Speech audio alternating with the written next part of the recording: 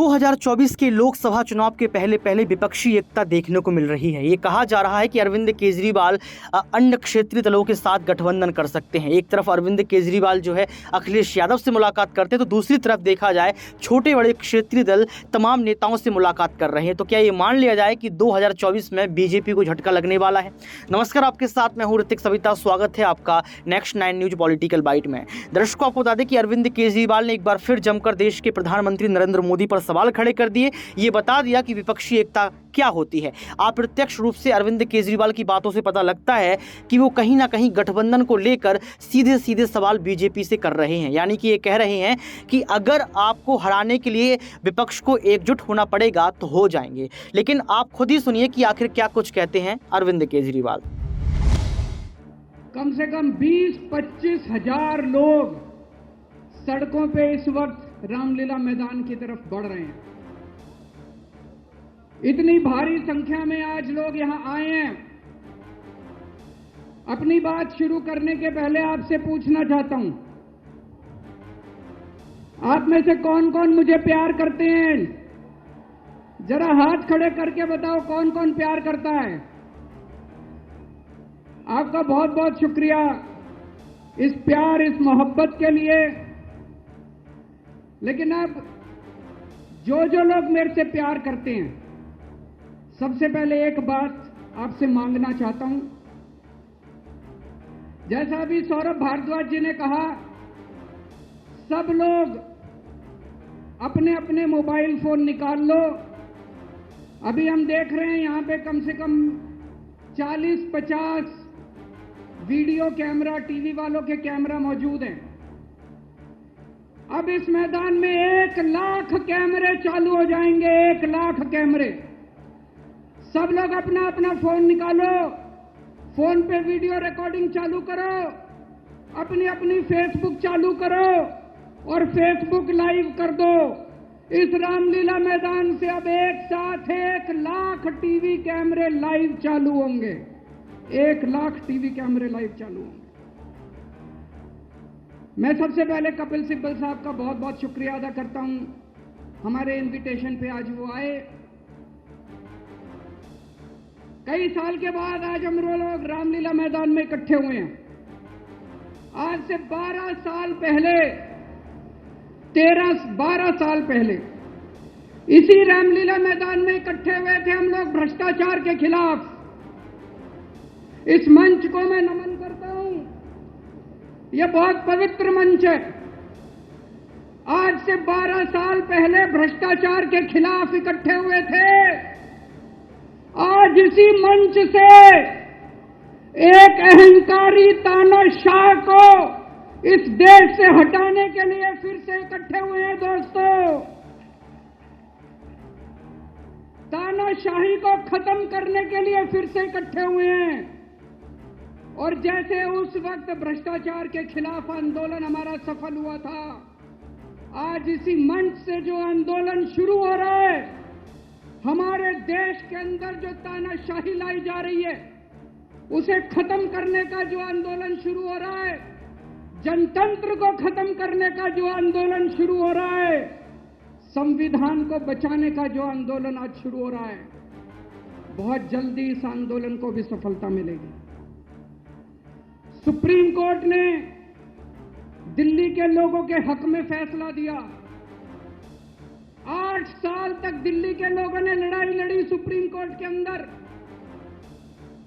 Supreme court में हमारे वकील अभिषेक मनु सिंघवी साहब ने दिल्ली के लोगों की तरफ से लड़ाई लड़ी। सबसे पहले मैं आज इस मंच से सिंघवी साहब का भी दिल्ली के लोगों की तरफ से शुक्रिया अदा करता हूं, जिन्होंने दिल्ली के लोगों को उनका हक दिलाया। दोस्तों, 11 मई, आज 11 जून है। आज से 1 महीने पहले 11 मई को देश की सर्वोच्च अदालत, सबसे बड़ी अदालत सुप्रीम कोर्ट की भी कॉन्स्टिट्यूशन बेंच, उसने आदेश पारित किया दिल्ली के लोगों के हक में। और उसके 8 दिन के बाद एक हफ्ते के बाद 19 मई को देश के प्रधानमंत्री ने सुप्रीम कोर्ट के आदेश को खारिज कर दिया। तो देश की सबसे बड़ी अदालत के फैसले को प्रधानमंत्री ने खारिज कर दिया। प्रधानमंत्री कहते हैं मैं सुप्रीम कोर्ट को नहीं मानता। देश के प्रधानमंत्री कहते हैं मैं सुप्रीम कोर्ट को नहीं मानता। 75 साल के भारत के इतिहास में पहली बार एक प्रधानमंत्री आया है जो कहता है मैं सुप्रीम कोर्ट को नहीं मानता। पूरे देश के लोग स्तब्ध हैं। पूरे देश के लोगों को यकीन नहीं हो रहा मोदी जी दिल्ली वालों के पीछे क्यों पड़े हैं। दिल्ली वालों के पीछे क्यों पड़े हैं मोदी जी। 2015 में दिल्ली के लोगों ने 7 एमपी की सीट मोदी जी को जिता दी। मोदी जी को प्रधानमंत्री बनाया और मोदी जी को कहा आप देश संभालो। और दिल्ली में 70 में से 3 सीट बीजेपी को दी, 3 सीट। 67 सीट आम आदमी पार्टी को दी। और दिल्ली के लोगों ने कहा केजरीवाल जी आप दिल्ली संभालो। बीजेपी को 3 सीट देने का क्या मतलब। दिल्ली के लोगों ने अपनी आंखें लाल करके मोदी जी की तरफ देखा और बोला आप देश संभालो, खबरदार दिल्ली की तरफ आंख उठा के देखी तो। बोला कि नहीं बोला। 2020 में फिर से दिल्ली के लोगों ने 7 एमपी की सीट मोदी जी को दी, बोले आप देश संभालो। आम आदमी पार्टी को 70 में से 62 सीट दी, बोले केजरीवाल जी आप दिल्ली संभालो। फिर से दिल्ली के लोगों ने आंखें लाल करके मोदी जी को कहा आप देश संभालो, दिल्ली की तरफ आंख उठा के मत देखना। लेकिन प्रधानमंत्री जी से देश तो संभल नहीं रहा। देश का तो बेड़ा गर्क कर दिया। रोज उठते हैं और दिल्ली वालों के काम रोक देते हैं। रोज उठते हैं और दिल्ली वालों के। मैं स्कूल बनवाता हूं, मोदी जी कहते हैं मैं तेरे स्कूल नहीं बनने दूंगा। मैं अस्पताल बनवाता हूं, मोदी जी कहते हैं तेरे अस्पताल नहीं बनने दूंगा। मैं मोहल्ला क्लिनिक बनाता हूं, मेरे मोहल्ला क्लिनिक तोड़वा दिए मोदी जी ने। पिछले साल प्रधानमंत्री जी ने दिल्ली के अस्पतालों में दवाइयां बंद करा दी।